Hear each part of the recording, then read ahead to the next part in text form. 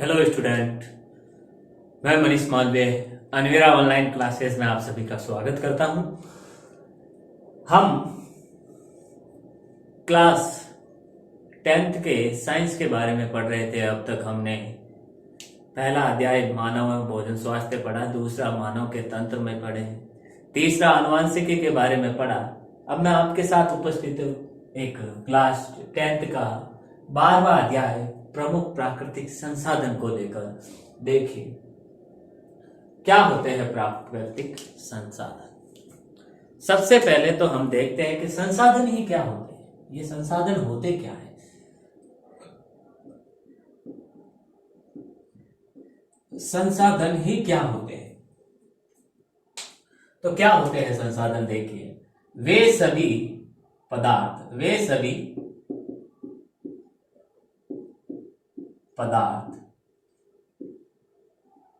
जो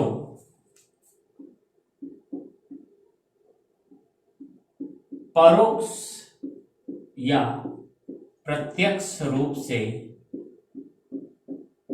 से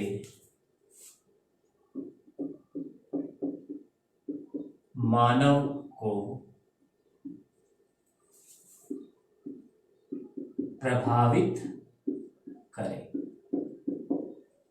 परोक्ष या प्रत्यक्ष रूप से का मतलब वे सभी पदार्थ जो परोक्ष यानी इनडायरेक्टली हमारे सामने नहीं है, हमें दिखाई नहीं देते हैं। जैसे कई सारे इस धूल मिट्टी में, इस हवा में कई सारे कीटाणु, बीमारियों वाले जीवाणु उपस्थित है, लेकिन हमें दिखाई नहीं देते। तो वो लेकिन फिर हमें कई बार हम देखते हैं धूल मिट्टी में कहीं जाते हैं, हमें दिखाई कुछ नहीं देता, हमें कई बार छींकें आने लग जाती है, खांसने लग जाते हैं।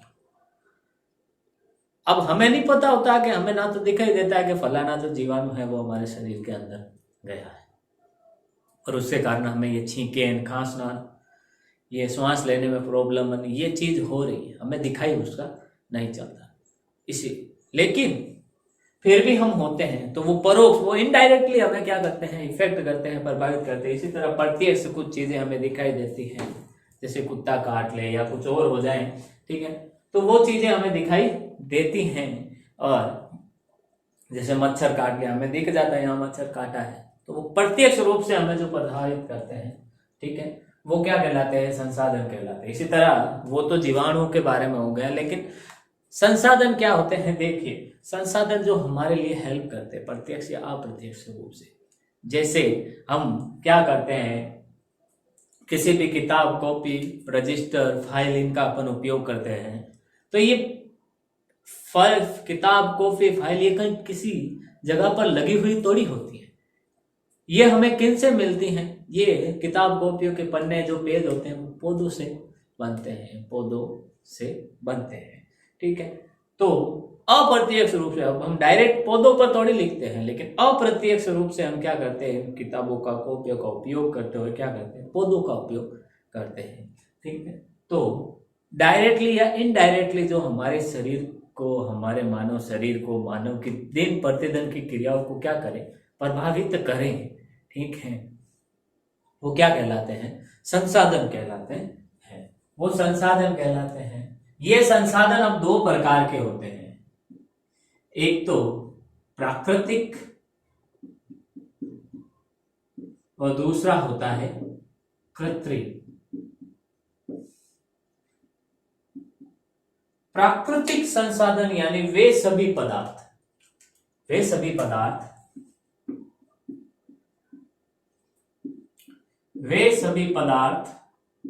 जो क्या करें, वे सभी पदार्थ जो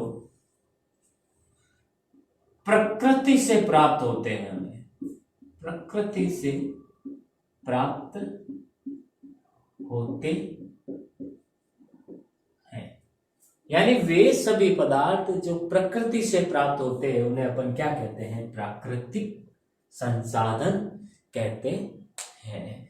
जैसे लकड़ी प्रकृति के द्वारा प्राप्त होती है, ठीक है, ये हवा, धूप, ये सब हमें प्रकृति के द्वारा प्राप्त होती है, इसलिए हमें इसे प्राकृतिक संसाधन कहते हैं। इसी तरह कृत्रिम संसाधन क्या होते हैं, वे सभी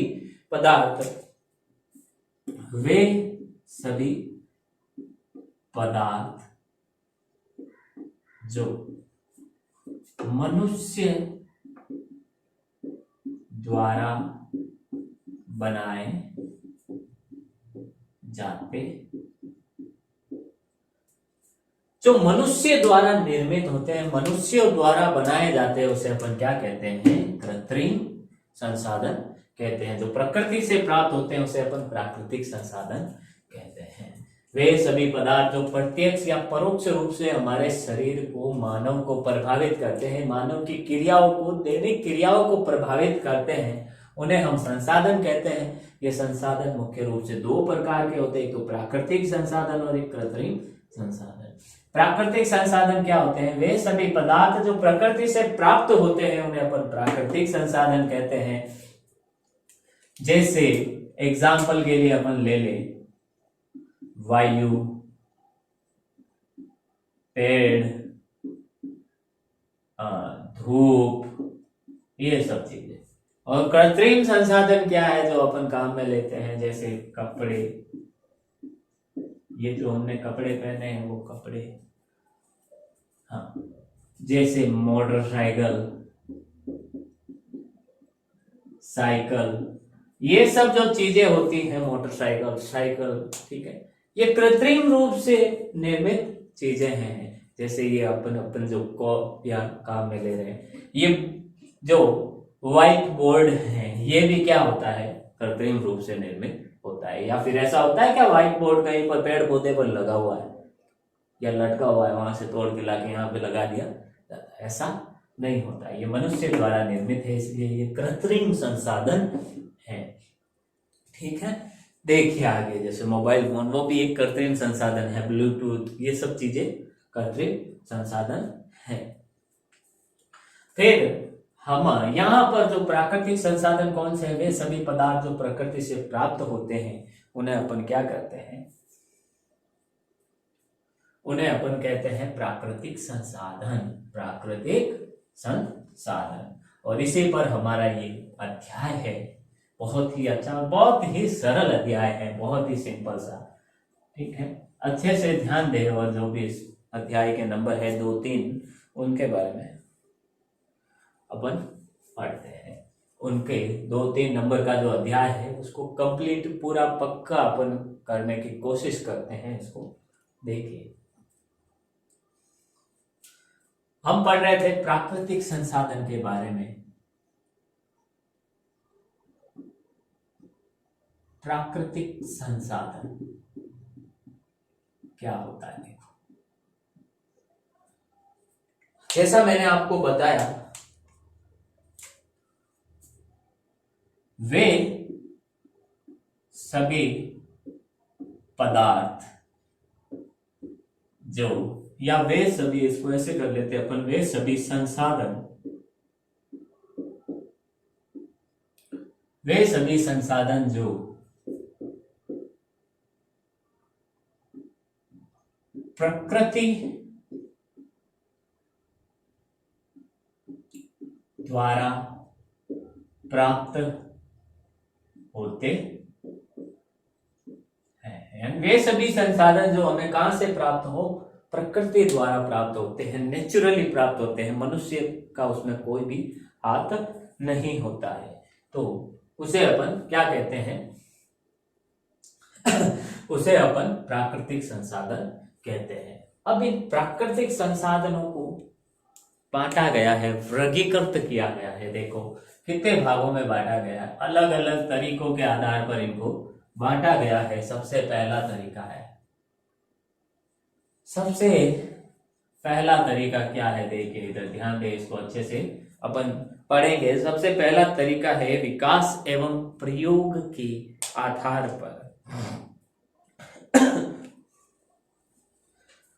पहला तरीका है विकास एवं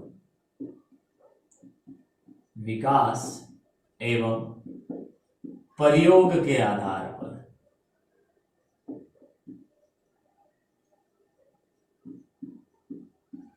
अब विकास एवं प्रयोग के आधार पर ये क्या है? पहला तरीका है प्राकृतिक संसाधनों को बांटने का। तो विकास एवं प्रयोग के आधार पर इन पौधों को, इन संसाधनों को दो भागों में बांटा गया है। वो है वास्तविक और दूसरा है संभाव्य। वास्तविक प्राकृतिक संसाधन और संभाव्य प्राकृतिक संसाधन। देखें, वास्तविक और संभाव्य संसाधन क्या होते हैं? तो वास्तविक वे संसाधन, अपन वास्तविक चीजें किसे कहते हैं? मान लो वास्तविक चीजें किसे कहते हैं? जो हमें आंखों से दिखाई देता है, जिन पर हम विश्वास करते हैं। अब हम किन चीजों पर विश्वास करते हैं? कोई चीज, कोई हमें आकर बोलता है, क्या बोलता है कि वहां जगह वो हुआ ना, कोई तेरे बारे में ये उल्टा सीधा बोल रहा है, वो तेरे को भड़का रहा है, ऐसे अपन क्या कहते हैं? मैं तो नहीं मानता, मुझे उस पर पूरा विश्वास है।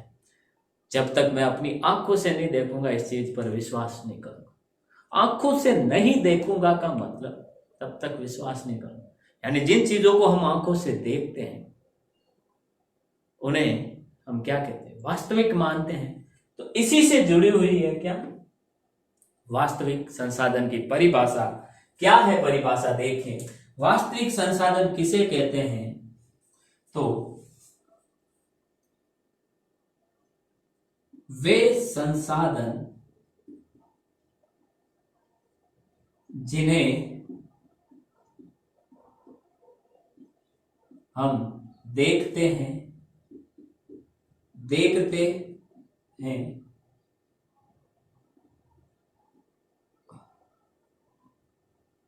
तथा वर्तमान समय में क्या करते हैं? उपयोग में ले रहे हैं। वास्तविक संसाधन वे हैं जिन्हें हम उपयोग में करते हैं, जिन्हें हम देख सकते हैं, देखते हैं, प्लस क्या करें, उनका इस समय में हम उपयोग ले रहे हैं। उन्हें अपन क्या कहते हैं? वास्तविक संसाधन कहते हैं। जैसे पेट्रोल। क्या है पेट्रोल? यानी वे संसाधन जिन्हें हम देख सकते हैं। पेट्रोल को अपन देखते हैं गाड़ियों में भराया जाता है, मोटरसाइकिल, कारों, मोटरसाइकिल, पेट्रोल, डीजल, कोयला, ये सब जो पदार्थ हैं को हम देखते हैं, अपनी आंखों से देख सकते हैं। और वर्तमान समय में हम क्या कर रहे हैं? इनका उपयोग भी कर रहे हैं गाड़ियों में चलाने के लिए, पेट्रोल डीजल का, कोयला जलाने के लिए, ठीक है। तो ऐसी कई सारी चीजें, वे सभी चीजें जिन्हें हम देखते हैं और क्या करते हैं? वर्तमान समय में उनका क्या कर रहे हैं? उपयोग कर रहे हैं, ठीक है। उन्हें हम क्या कहते हैं? वास्तविक संसाधन कहते हैं। वास्तविक संसाधन कहते हैं। इसी तरह देखिए, संभाव्य संसाधन क्या होता है? इसका जस्ट उल्टा क्या होगा? वे संसाधन जिन्हें हम वर्तमान में उपयोग नहीं ले रहे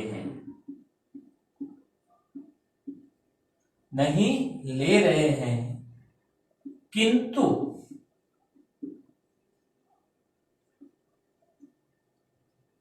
आने वाले समय में उपयोग में लेंगे।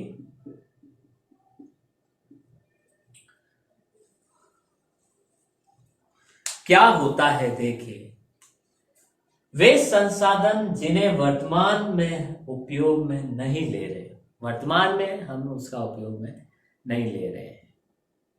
सामान्य मनुष्य, जैसे सौर ऊर्जा का, अभी प्रत्येक घर में ऐसा नहीं है कि सौर कूलर या सोलर प्लांट लगाता है, नहीं, यानी प्रत्येक व्यक्ति उसका उपयोग नहीं कर रहा है। पर आने वाले समय में जब पेट्रोल, डीजल ये सब खत्म हो जाएगा, तब पकाने के लिए, ये सब चीजों के लिए सौर ऊर्जा का उपयोग में लेंगे। आने वाले समय में हम लेंगे, अभी हम नहीं ले रहे हैं। जैसे पेट्रोल डीजल खत्म हो जाएगा तो अभी ऐसी संभावना जताई जा रही है कि ऐसे भी गाड़ियों के इंजन बनाए जा रहे हैं जो किससे चले, भाप से चले, पानी से चले। अभी तो नहीं चल रहे ना, वो अभी नहीं चल रहे, अभी ऐसी कोई गाड़ी अपन देख नहीं रहे, तो वो कैसा संसाधन, वास्तविक संसाधन तो वो है नहीं। वो क्या है, संभाव्य, आने वाले समय में ऐसा हो सकता है, तो वो संभाव्य संसाधन कहलाता है। नेक्स्ट देखिए, अगला प्रकार क्या है? अगला प्रकार है उद्गम एवं उत्पत्ति के आधार पर। उद्गम या उत्पत्ति के आधार पर संसाधन। इन्हें भी कितने भागों में बांटा गया है? इन्हें भी 2 भागों में बांटा गया है। जैसे 2 भागों में कैसे बांटा गया, कौन कौन से देखिए। पहला है जैव संसाधन और दूसरा है अजैव संसाधन। क्या होता है देखिए, जैव संसाधन में क्या होता है, ध्यान देकर। जैव संसाधन यानी सजीवों द्वारा प्राप्त वस्तुएं या साधन। इसमें सजीवों द्वारा प्राप्त वस्तुएं या साधन का मतलब है कि सजीवों द्वारा प्राप्त, सजीव गाय भैंस बकरी मनुष्य द्वारा, इनसे हमें क्या, गोबर, ठीक है, पेड़ पौधों से भी कई सारी चीजें, डालियां, उनकी टहनियां, लकड़ी जलाने के लिए कोयले, उदाहरण, इन सब से जो भी वस्तुएं हमें प्राप्त होती हैं वो क्या कहलाते हैं, जैव संसाधन कहलाते हैं। अब इसी तरह है अजैव संसाधन। क्या होता है अजैव संसाधन? अजैव संसाधन ये होता है कि जैसे यहाँ सजीवों द्वारा प्राप्त वस्तुएं होती थी, वैसे ही निर्जीवों द्वारा प्राप्त वस्तुएं या साधन।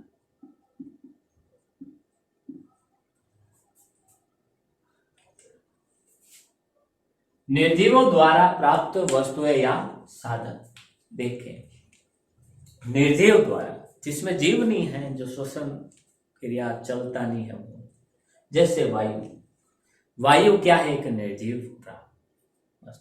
वायु ना तो श्वास लेती है, ना चलती है, ना फिरती है, ना खाती है, ना पीती है, ठीक है, तो ये निर्जीव है। और इन वायु का अपन उपयोग पवन चक्कियों से ऊर्जा प्राप्त करने में किया जाता है। ताप, सूर्य का जो प्रकाश होता है वो अजैव संसाधनों में आता है। यानी उद्गम या उत्पत्ति के आधार पर सजीवों द्वारा प्राप्त जैव, 2 प्रकार के उद्गम या उत्पत्ति के आधार पर ज्ञात संसाधनों को 2 भागों में बांटा गया है, जैव और अजैव। सजीवों द्वारा प्राप्त वस्तुएं या साधन क्या कहलाती हैं, जैव संसाधन कहलाती है। और निर्जीवों द्वारा प्राप्त संसाधन क्या कहलाती हैं, अजैव संसाधन कहलाती हैं। इसके बाद आगे देखते हैं, अगला जो इसका प्रकार है वो है देखिए, प्राकृतिक संसाधनों को बांटने का अगला प्रकार है वितरण के आधार पर। वितरण के आधार पर, वितरण के आधार पर प्राकृतिक संसाधनों को कितने भागों में बांटा है, तो 2 भागों में बांटा गया है, जो है सर्वव्यापक और स्थानिक संसाधन। एक तो है सर्वव्यापक और दूसरा है स्थानिक संसाधन। अब सर्वव्यापक और स्थानिक संसाधन क्या होते हैं, देखिए। सर्वव्यापक का मतलब सर्व यानी सभी, व्यापक यानी व्याप्त हो, ऐसे संसाधन जो सभी जगहों पर मिलते हो, सभी जगह मिल जाए, कहीं भी जाए, कहीं छोटे से बड़ा गांव या बड़े से बड़ा जिला शहर चले जाए, वो संसाधन हमें वहां पर प्राप्त हो जाता है, तो वो कहलाता है सर्वव्यापी। और कुछ एक संसाधन ऐसे होते हैं जो निश्चित स्थानों पर ही पाए जाते हैं, बाकी अन्य स्थानों पर नहीं पाए जाते, सभी जगह नहीं पाए जाते हैं। तो देखिए इसमें सर्वव्यापक संसाधन क्या होते हैं। सर्वव्यापक संसाधन होते हैं, देखिए, हाँ, सर्वव्यापक संसाधन होते हैं ऐसे संसाधन जो सभी स्थानों पर आसानी से उपलब्ध हो जाते हैं। आसानी से उपलब्ध हो जाते हैं, बहुत ही आसानी से उपलब्ध हो जाते हैं। जैसे वायु, धूप, तापमान, ये सब क्या होते हैं, आसानी से कहीं भी जाओगे धूप तो निकलती है, हवा तो चलती है, तो ये सर्वव्यापक संसाधन है। इसी तरह स्थानिक संसाधन क्या होते हैं, वे संसाधन जो किसी निश्चित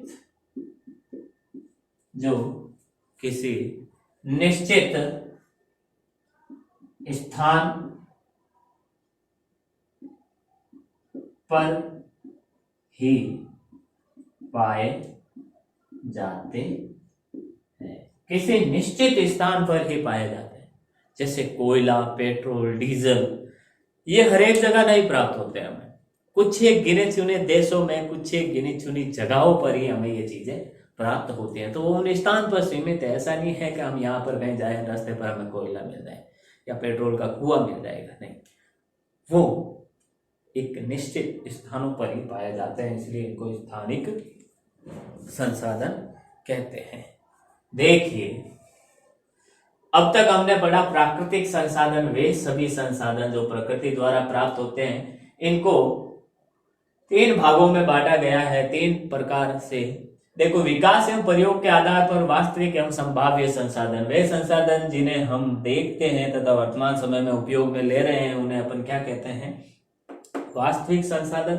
तथा वे संसाधन जिन्हें हम वर्तमान में उपयोग में नहीं ले रहे हैं लेकिन आने वाले समय में ले सकते हैं, लेंगे उसका उपयोग, वो संभाव्य संसाधन कहलाता है। इसी तरह जैव व अजैव में बांटा गया उद्गम और उत्पत्ति के आधार पर। सजीवों द्वारा जो हमें प्राप्त होते हैं वो जैव संसाधन, और निर्जीवों द्वारा प्राप्त होते हैं उन्हें अजैव संसाधन कहते हैं। सर्वव्यापक और स्थानिक वितरण के आधार पर, सर्वव्यापक यानी जो सभी जगह हमें आसानी से मिल जाते हैं, ठीक है, उपलब्ध हो जाते हैं, उन्हें अपन सर्वव्यापक कहते हैं। और वे संसाधन जो किसी निश्चित स्थान पर ही पाए जाते हैं, उन्हें अपन क्या कहते हैं, उन्हें अपन कहते हैं, उन्हें अपन स्थानिक संसाधन कहते हैं। तो ये 3 प्रकार से हम प्राकृतिक संसाधनों को बांटा जा सकता है। उसके बाद अपन देखते हैं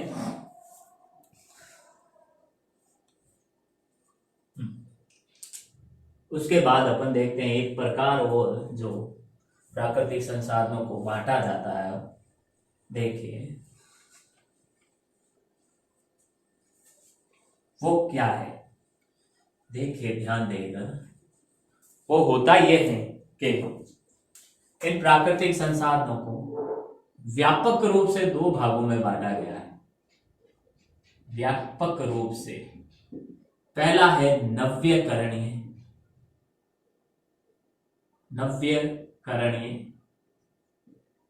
संसाधन। नव्यकरणीय संसाधन क्या होते हैं, देखिए, नव्यकरणीय संसाधन वे संसाधन होते हैं जो, यानी वे संसाधन जिनका उपयोग, जिनका एक बार उपयोग लेने के बाद पुनः बार बार उपयोग में लिया जा सकता है। वो क्या कहलाते हैं? नवीकरणीय संसाधन कहलाते हैं, जैसे वायु, प्रकाश आदि। वे संसाधन जिनका अपन बार बार उपयोग में ले सकते हैं। एक बार काम में लिया, फिर वो काम होने के बाद उसको वापस रिसाइकल करके, चक्रित करके अपन क्या कर सकते हैं? उसको बार बार उपयोग में ले सकते हैं। नवीकरणीय संसाधन कहलाते हैं। दूसरा होता है अनवीकरणीय संसाधन।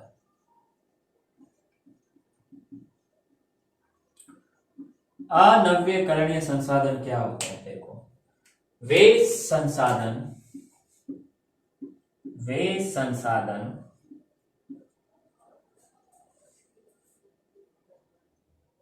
जिनका एक बार उपयोग लेने के बाद पुनः उपयोग में नहीं लिया जा सकता। जैसे पेट्रोल,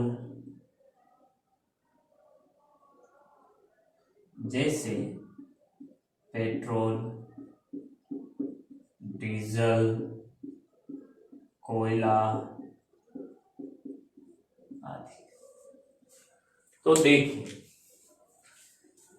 व्यापक रूप से हम दो भागों में बांट सकते हैं। नव्यकरणीय संसाधन, वे संसाधन जिनका उपयोग एक बार लेने के बाद बार बार पुनः उनका उपयोग लिया जा सकता है, उसे अपन क्या कहते हैं? नव्यकरणीय संसाधन कहते हैं। जैसे वायु, प्रकाश। वायु कितनी भी हो जाए, खत्म तो होगी नहीं, और इनका वापस बार बार उपयोग में भी हम ले सकते हैं। लेकिन हाँ, जैसे वायु और प्रकाश, ये ताप ऊर्जा, इनकी जो पवन ऊर्जा है, इनका अपन बार बार उपयोग में ले सकते हैं। जैसे पवन ऊर्जा द्वारा क्या चलाई जाती है? विद्युत ऊर्जा उत्पन्न, पवन चक्कियां चलाई जाती है, और पवन चक्कियों से क्या? विद्युत ऊर्जा उत्पन्न होती है। उसी विद्युत ऊर्जा का हम उपयोग कहाँ करते हैं? वापस कूलर में, एसी में करते हैं, जिससे हमें वापस क्या मिलती है? पवन ऊर्जा मिलती है, हवा मिलती है वापस। यानी वही हवा वापस वायुमंडल में जाती है, और फिर से वो पवन चक्कियों को घुमाती है, फिर पवन चक्कियों से विद्युत ऊर्जा प्राप्त होती है, विद्युत ऊर्जा फिर कहीं मशीनों में, कूलर में जाती है। तो ये एक चक्र चलता रहता है, उसका बार बार हम उपयोग करते रहते हैं। ये वायु और प्रकाश ऊर्जा होती है। अनवीकरणीय संसाधन जिनका अपन एक बार उपयोग लेने के बाद पुनः उपयोग में नहीं लिया जा सकता वापस। जैसे डीजल, पेट्रोल, कोयला। एक बार गाड़ी में पेट्रोल डाल दिया और पेट्रोल को अपन ने चला लिया और पेट्रोल टंकी में से खत्म हो गया, तो वापस गाड़ी को उल्टा ले जाके ऐसा थोड़ी होगा, गाड़ी को वापस जैसे आए थे वैसे लेके जाए तो पेट्रोल वापस आ जाएगा? नहीं, एक बार उपयोग हो गया, उसके बाद उसका वापस उपयोग नहीं होता है, बार बार उपयोग नहीं होता है। तो आज हमने बच्चों प्राकृतिक संसाधनों के बारे में पढ़ा। ठीक है, वे सभी संसाधन जिनका जो हमें प्रकृति से प्राप्त होते हैं, फिर इनको 3 आधार पर बांटा गया। सबसे पहले तो वितरण के आधार पर, जो सर्वव्यापक होते हैं, सभी जगह पाया जाता है। वितरण के आधार पर जो सर्वव्यापक होते हैं, जो सभी जगह पाए जाते हैं। स्थानिक, जो निश्चित स्थान पर पाए जाते हैं। इसी तरह उद्गम और उत्पत्ति के आधार पर क्या होते हैं? जीवों से प्राप्त होते हैं जीव, निर्जीवों से प्राप्त होते हैं अजीव संसाधन। फिर विकास के आधार पर वास्तविक और संभाव्य संसाधन। वास्तविक संसाधन वे संसाधन जिनका अपन अभी देख सकते हैं और उनका अभी उपयोग कर रहे हैं, वो वास्तविक, और जिनका बार बार उपयोग नहीं होता है, जिनका हम अभी उपयोग नहीं कर रहे हैं लेकिन आने वाले समय में करेंगे, संभाव्य संसाधन। व्यापक रूप से पूछा जाए तो नवीकरणीय संसाधन जिनका हम उपयोग अब कर रहे हैं और उपयोग लेने के बाद बार बार उनका उपयोग ले सकते हैं वापस, तो वो नवीकरणीय, और जिनका उपयोग बार बार नहीं ले सकते, अनवीकरणीय संसाधन कहलाते हैं। बच्चों, अगर सवाल पूछ ले किसी स्पेशल फैक्ट के आधार पर प्राकृतिक संसाधन कितने प्रकार के होते हैं, जैसे कि वितरण के आधार पर प्राकृतिक संसाधन बताइए, तो आपको ये बताना है। ठीक है, उद्गम के आधार पर, उत्पत्ति और उद्गम के आधार पर पूछ ले तो ये, विकास के आधार पर पूछ ले तो संभाव्य और वास्तविक।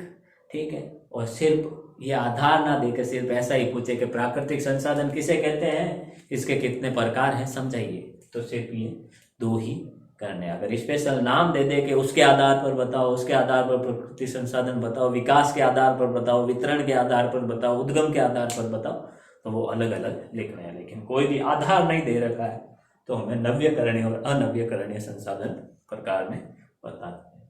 उम्मीद करता हूँ आज जो भी आपको पढ़ाया वो समझ में आया होगा, और इस पाठ को, इस अध्याय लेसन को अपन अगली क्लासों में कंटिन्यू करेंगे।